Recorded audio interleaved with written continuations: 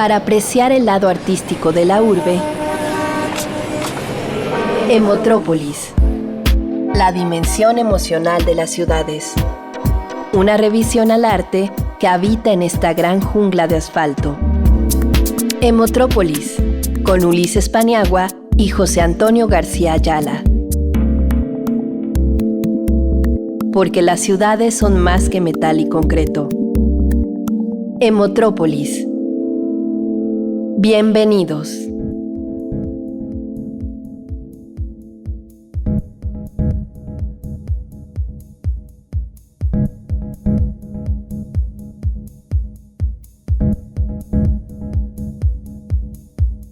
Hola, ¿qué tal, queridas y queridos radioescuchas? Esto es Emotrópolis, la dimensión emocional de las ciudades. Estamos en una emisión más de este programa conducido por José Antonio García Ayala y Ulises Paniagua. El día de hoy tenemos como invitado a Eric Alfonso Carranza López, quien nos hablará del tema ciudad, contexto y campo de juego. Bienvenido, Eric. Gracias. Pues mira, aquí en este programa Emotrópolis tenemos la costumbre, la sucia costumbre, de pedirle al invitado que se presente a sí mismo. ¿Quién es Eric Alfonso Carranza López en sus propias palabras? Soy arquitecto de formación, egresado de la Universidad La Salle, la Facultad Mexicana de Arquitectura, Diseño y Comunicación en el año 2000.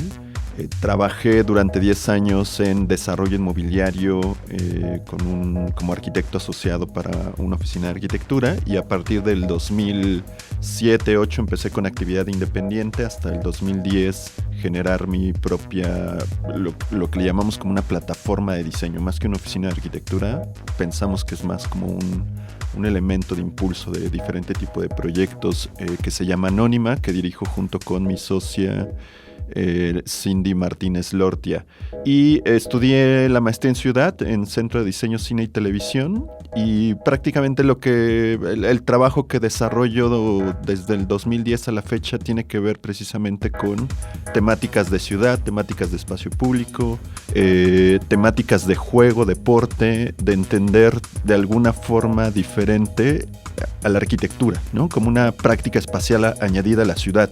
No es que la arquitectura defina la ciudad, ¿no? Es que hay diferentes elementos dentro de ella, como puede ser una cuestión política, económica, social, informal. La arquitectura es una capa adicional dentro de esta acumulación de capas que tenemos en la Ciudad de México. Y para conocer un poco más de Eric Alfonso Carranza, los dejo en la entrevista con José Antonio García Ayala. La entrevista en Emotrópolis.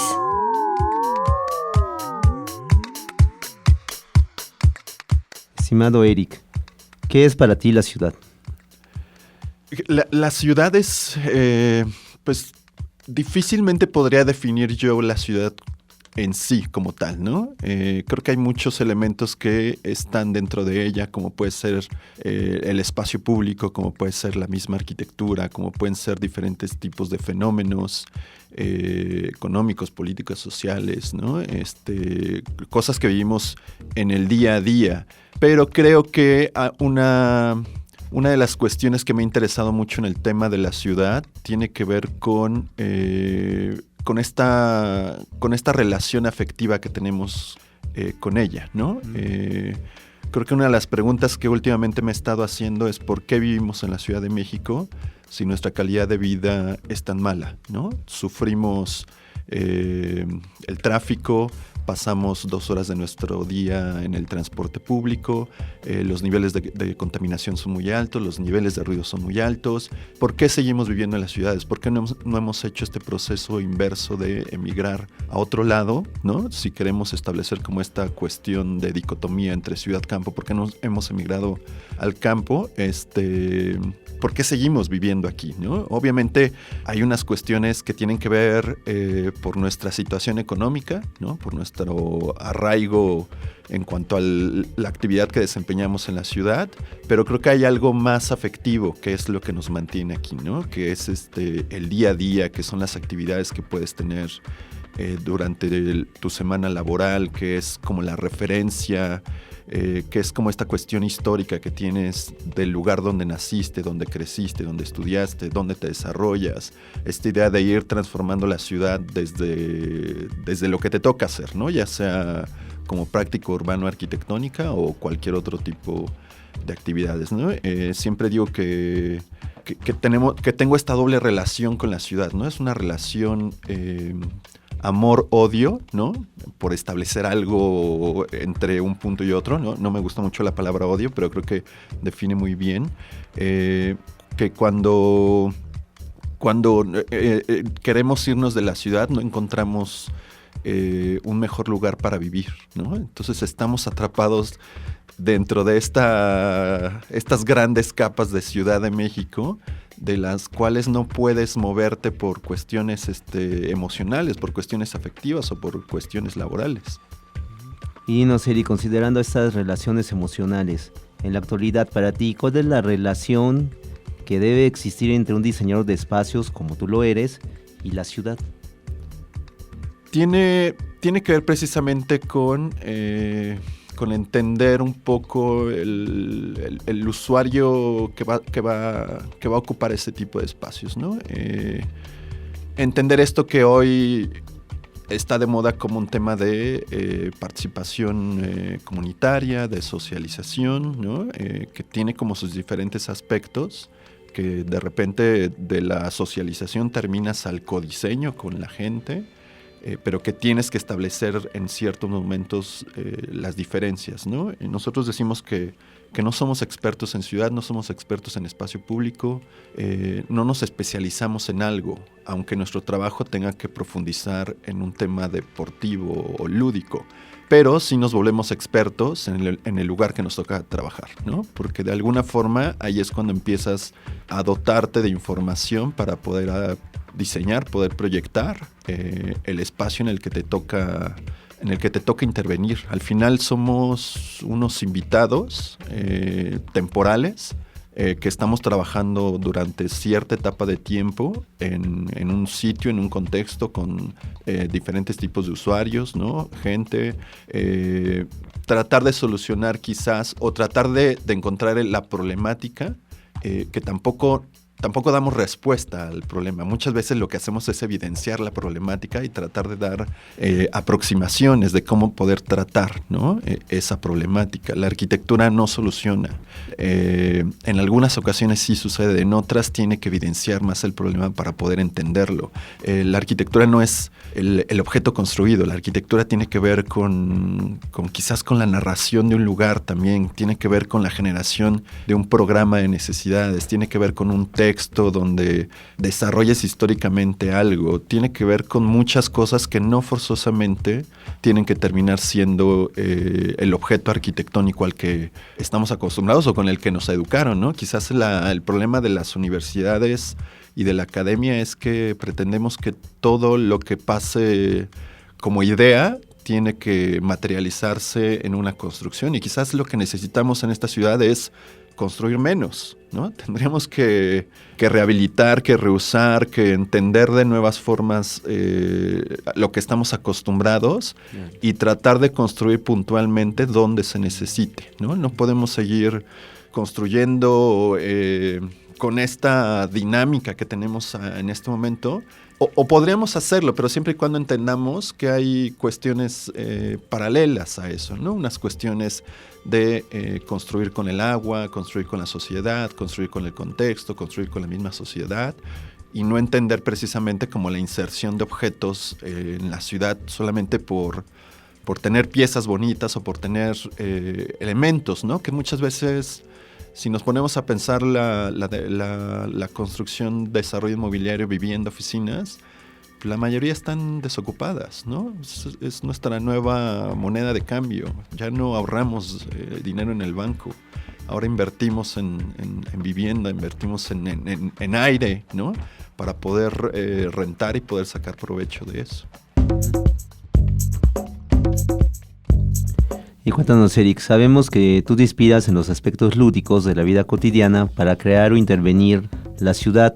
¿Cómo abordas los contextos urbanos para desarrollar tus diseños espaciales como si fueran un campo de juego?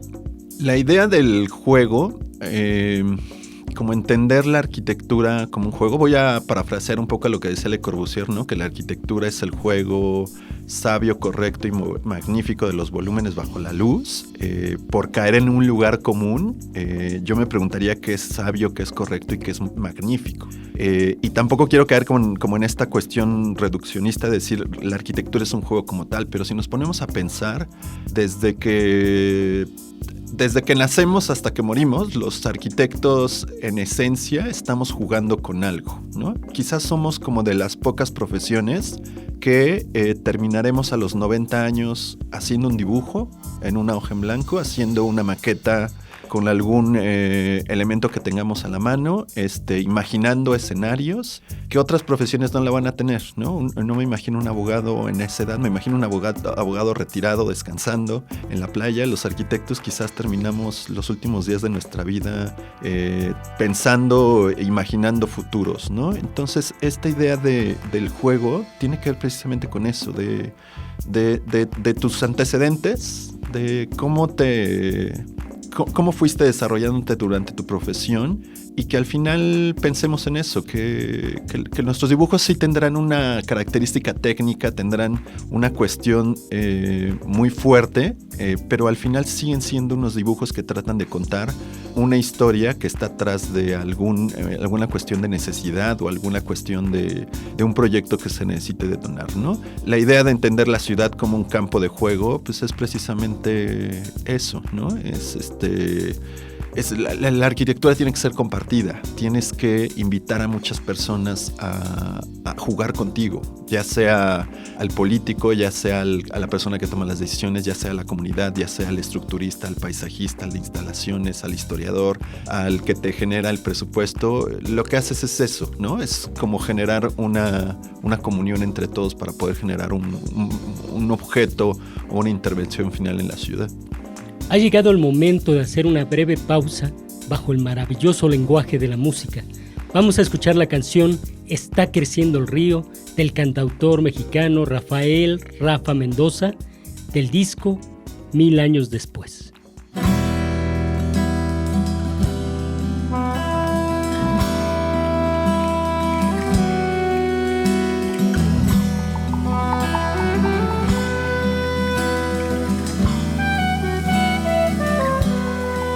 Ya se oculta el sol, calla el ruiseñor, canta el tecolote. Solo se oye el viento gemir, nos cayó la noche. En la oscuridad nadie se halla en paz, todo es amenaza.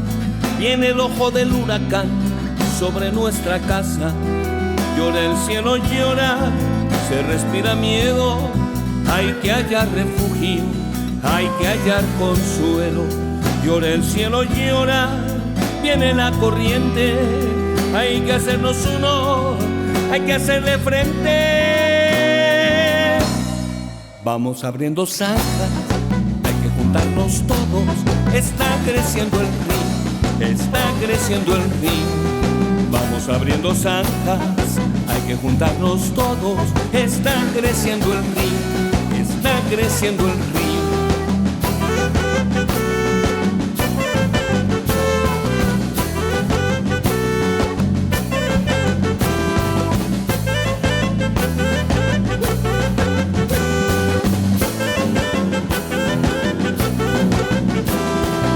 Viene el temporal lleno de violencia arrasando todo.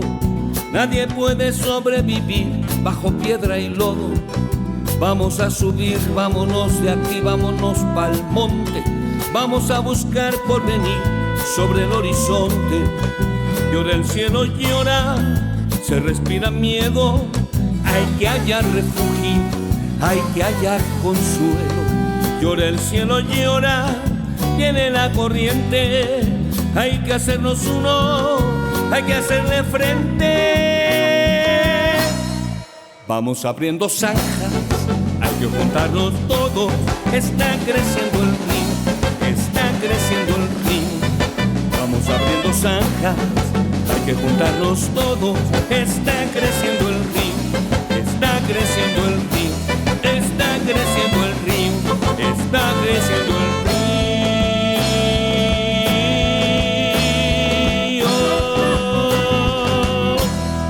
La música de la ciudad en Emotrópolis.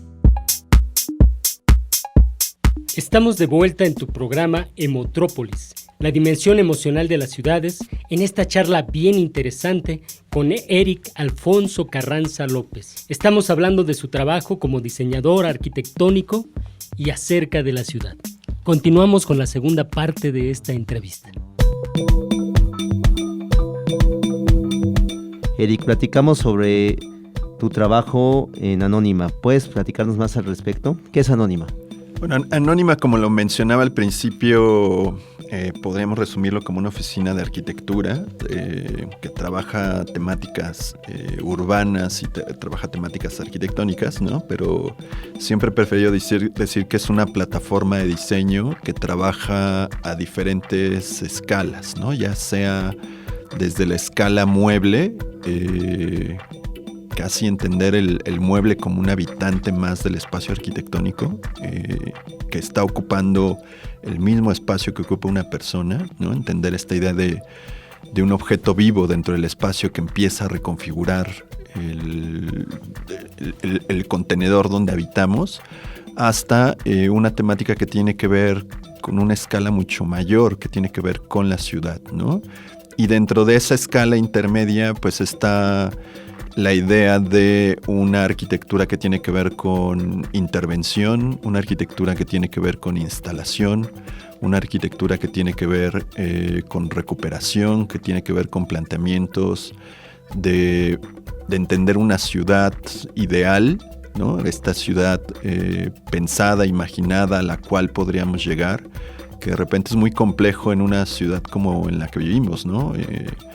Una ciudad dentro de una zona metropolitana con más de 20 millones de habitantes, en donde dormimos 9 millones, pero despertamos casi 14. ¿Cómo poder trabajar en un contexto así, ¿no? Y cómo de repente en esa idea de cambio de escala poder permear precisamente lo micro y lo macro sin tener que trabajar en los extremos, sino trabajar como en un punto medio.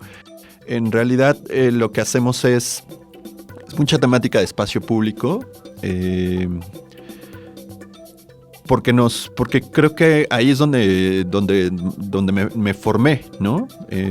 Digamos que la formación arquitectónica previa a la academia tiene que ver con los espacios en donde me desarrollé de niño, de joven, ¿no? Que es en la Jardín Balbuena, ¿no? Que es como una de las colonias súper diseñadas, es una de las colonias quizás con el patrimonio arquitectónico después del centro histórico, creo que es como de las segundas zonas de la ciudad en donde tiene obra de Pani, de Teodoro, de Félix Candela, de Matías Geritz, de Díaz Infante, Félix Sánchez, ¿no? que diseña la colonia. Entonces eso de alguna forma va permeando en tu pensamiento y va permeando en lo que vas haciendo, ¿no? Siempre digo que el trabajo que hacemos en la oficina tiene que ver con referencias y reverencias, ¿no? Referencias del pasado,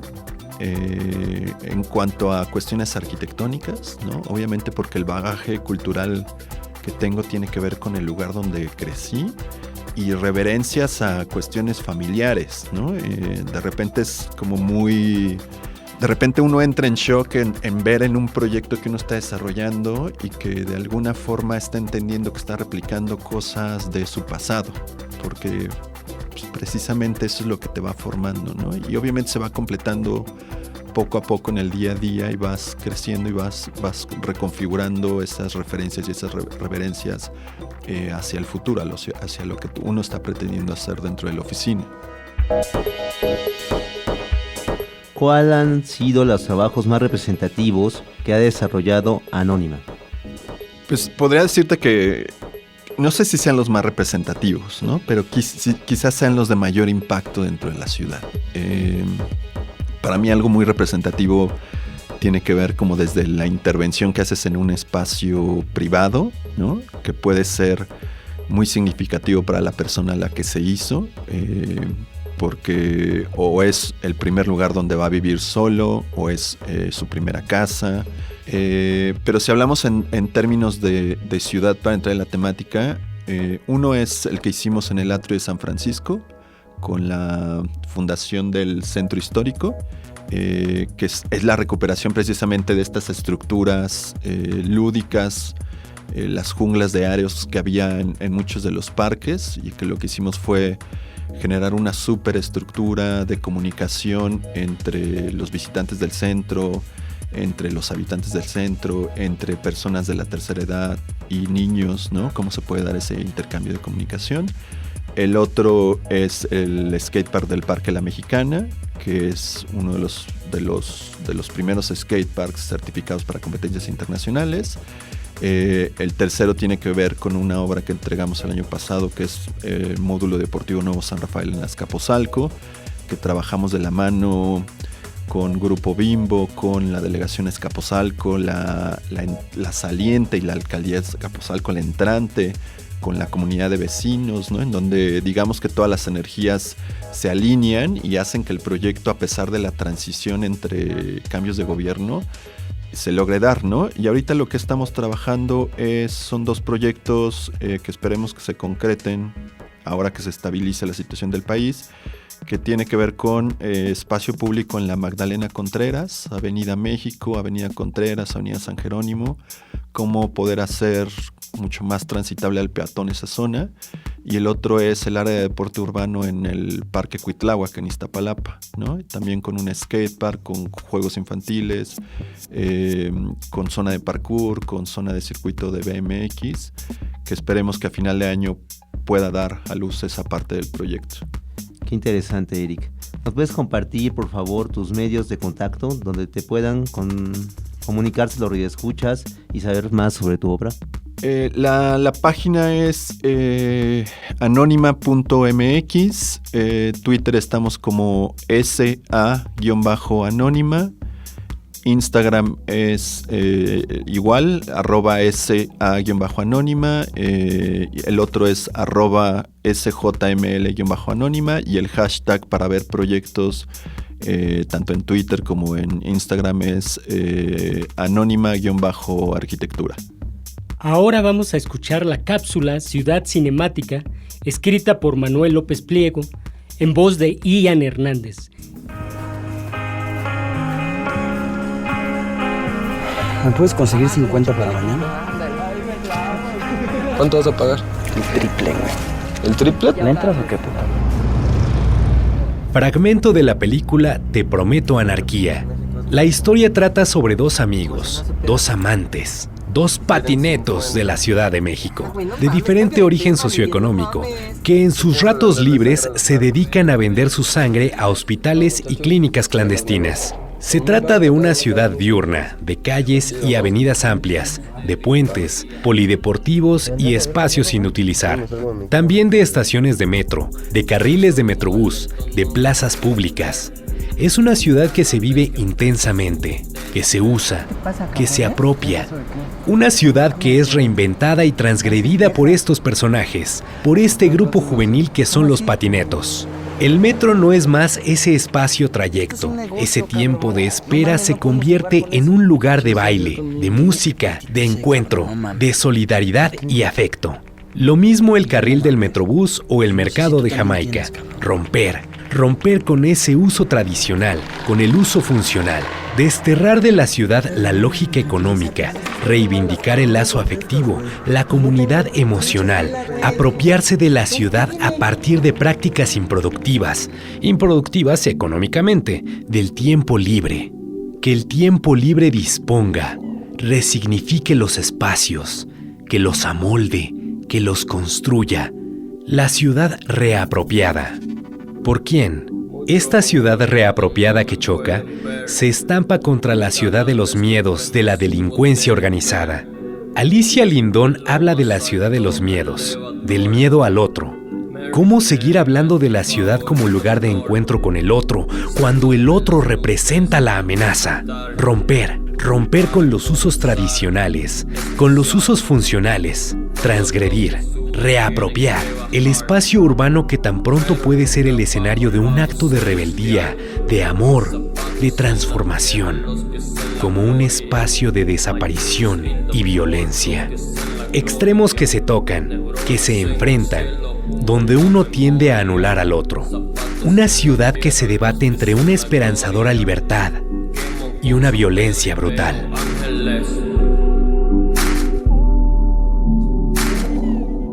Veo chicas con secretos de vida.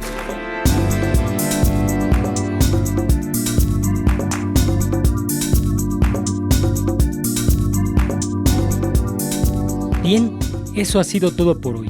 Estamos muy agradecidos, Eric, porque hayas venido a este programa. Gracias a ustedes por la invitación. José Antonio, nos vemos en la próxima emisión. Hasta la próxima.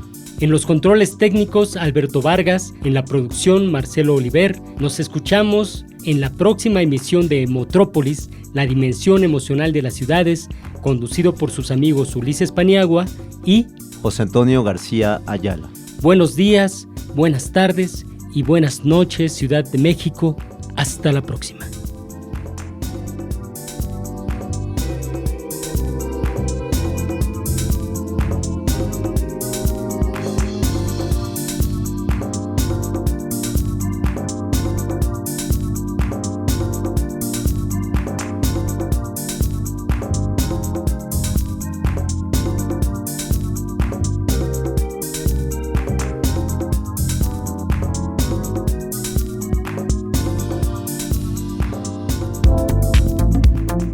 Todas las emociones contenidas en las ciudades confluyen en Metrópolis. Ulises Paniagua y José Antonio García Ayala te esperan el próximo miércoles para un nuevo recorrido sonoro por las expresiones artísticas de la gran urbe. Metrópolis, la dimensión emocional de las ciudades.